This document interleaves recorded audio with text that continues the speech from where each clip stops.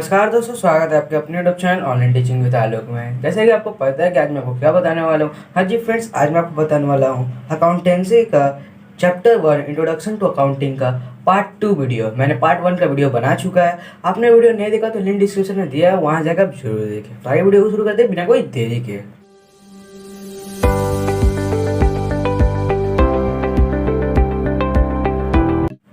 Chapter 1 introduction to accounting, ये हमारा part 2 video है। पार्ट वीडियो मैंने बना चुका है। तो पहले हम लोग जो पढ़ाए थे अगले क्लास में, पहले वो रिवाइजन कर लेंगे, वन शॉट कर लेते हैं, ठीक है।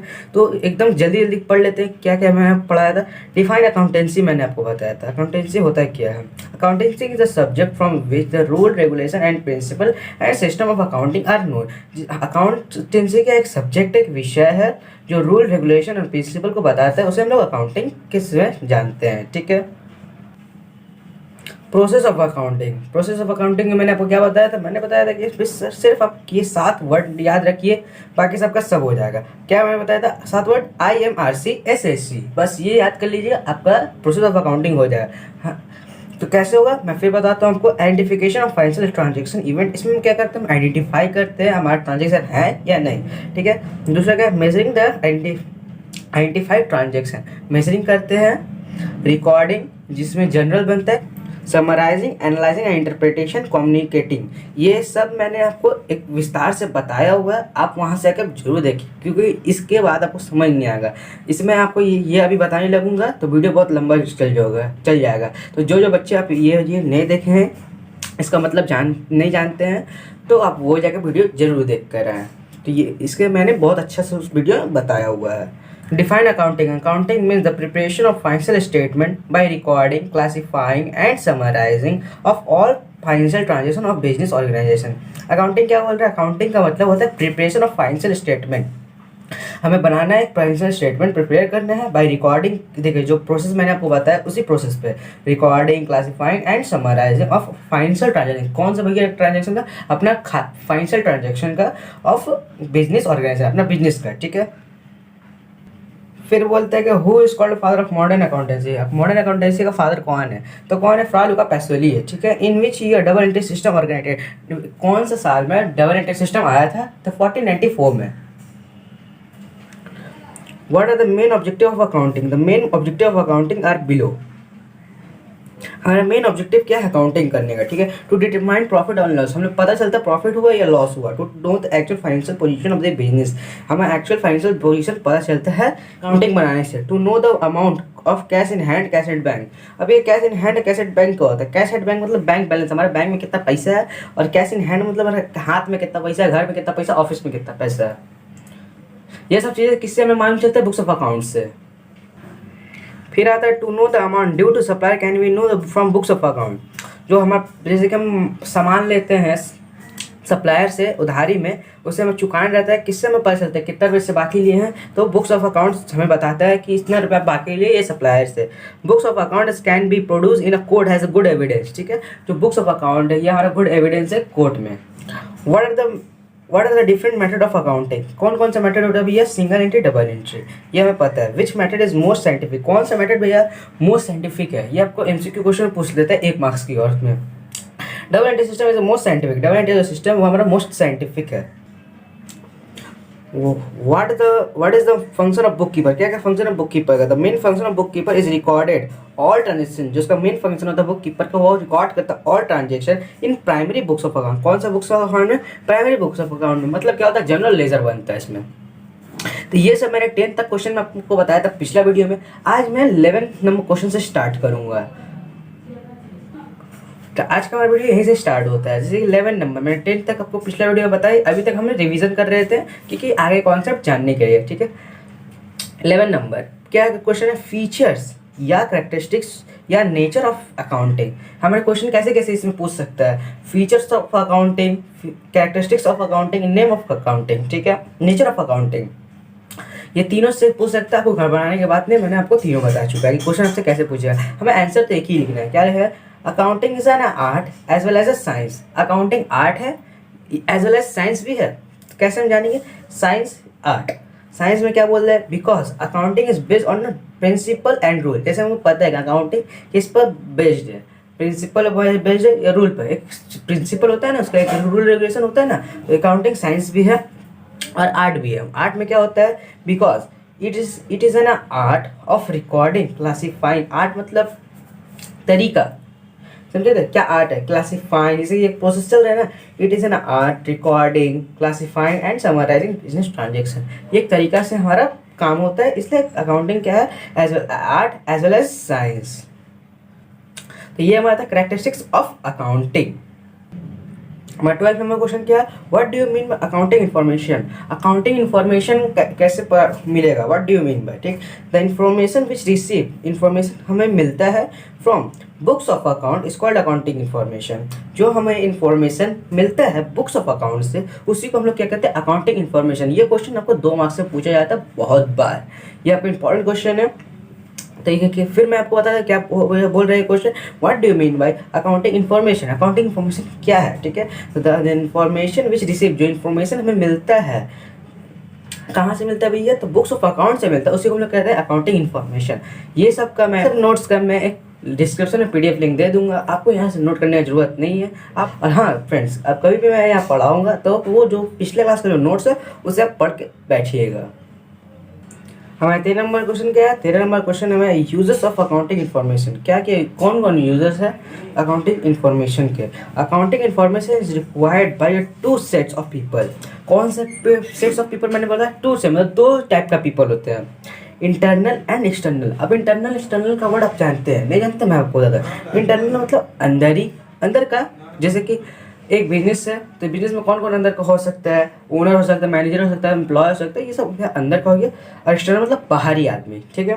तो इंटरनल मतलब अंदर ही आदमी कौन कौन है, ओनर है, मैनेजर है, ऑफिसर है, पार्टनर है, वर्कर है, ये सब हमारा कौन है, ओनर। ये जैसे कि आप बिजनेस में क्या हुआ क्या नहीं हुआ, तो ये सबको ये चारों को आपको बताना पड़ेगा। हाँ जी बिल्कुल बताना पड़ेगा। एक्सटर्नल यूजर, हम लोग बाहरी आदमी क्यों बताते हैं कि हमारा बिजनेस अच्छा चल रहा है, खराब चल रहा है, हम लोग, ठीक है।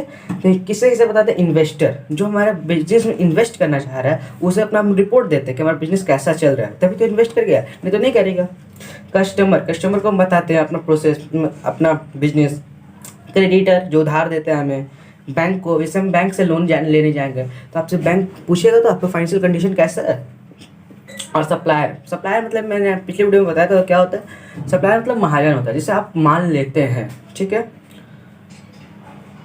टाइप्स ऑफ अकाउंट है हमारा अगला क्वेश्चन, क्या टाइप्स ऑफ अकाउंट है। ये MIQ क्वेश्चन है, मतलब मोस्ट इंपॉर्टेंट क्वेश्चन। ये क्वेश्चन हमारे एग्जाम में बहुत बार पूछा जाता है कि टाइप्स ऑफ अकाउंटिंग क्या है। तो 3 टाइप का अकाउंटिंग है। अकाउंटिंग कितने टाइप का, 3 टाइप का, financial accounting, cost accounting and management accounting. मैंने आपको क्या बताया, अकाउंटिंग कितने टाइप का है, financial accounting, cost accounting and management accounting. अब ये फाइनेंशियल अकाउंटिंग में क्या होता है, तो फाइनेंशियल अकाउंटिंग में क्या करते हैं हम लोग, profit loss of business at a year, मतलब प्रॉफिट लॉस जानते हैं एक साल के लास्ट में, ठीक है।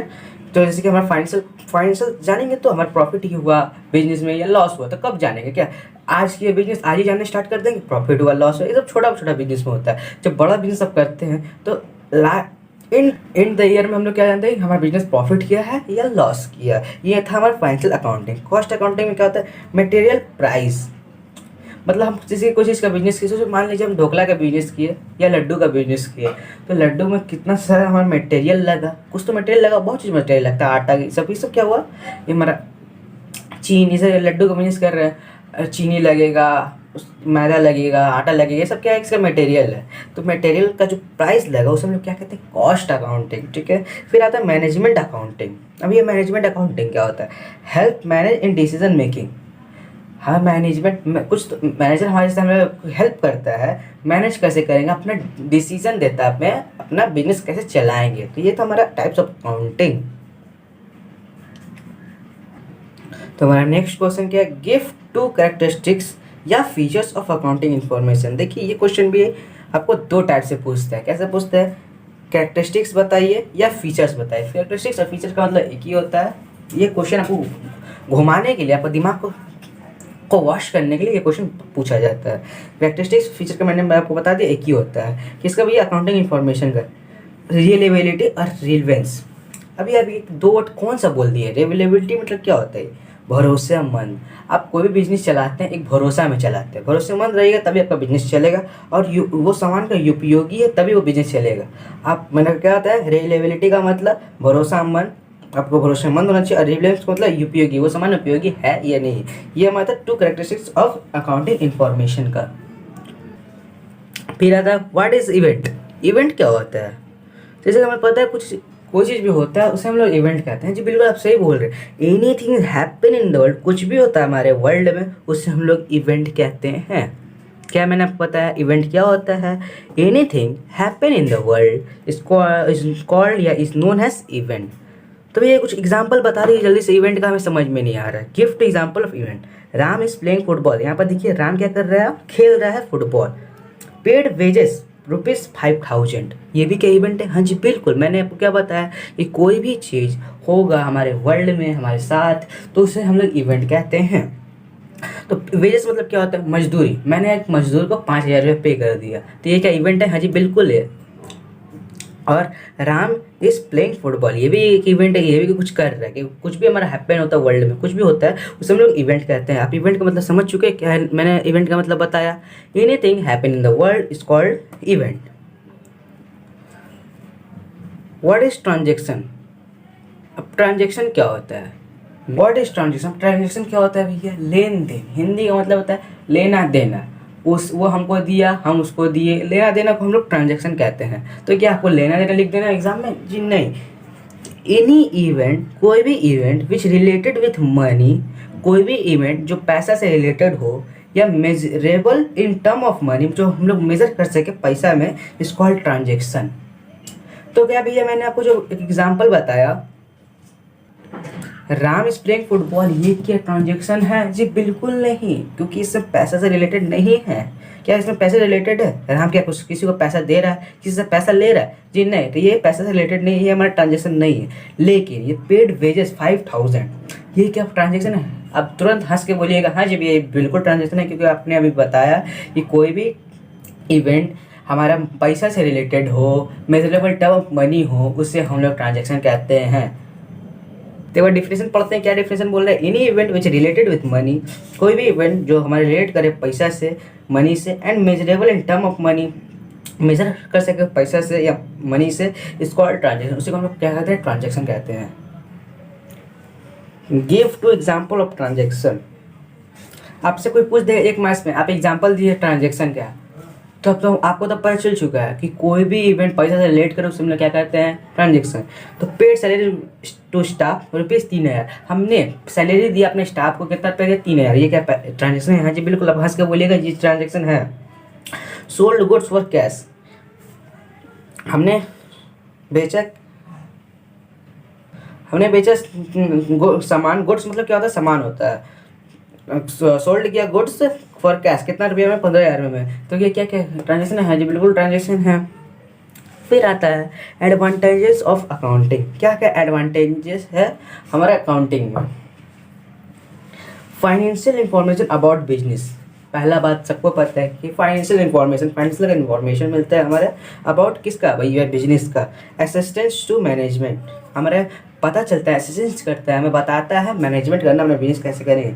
फैसिलिटी लोन, आप बुक्स ऑफ अकाउंट अच्छे से बना के रखिएगा। आप जैसे बैंक में किसी से जा रहे हैं, SBI बैंक में आप लोन लेने जा रहे हैं, तो आपसे पूछेगा कि आपका फाइनेंशियल कंडीशन कैसा है, आपका बिजनेस ग्रो होता है कि नहीं, बिजनेस चलता है कि नहीं, क्या चीज़ का बिजनेस। ये आपको फैसिलिटी लोन देने में बहुत काम आता है। ये हमारा एडवांटेज है अकाउंटिंग बनाने का।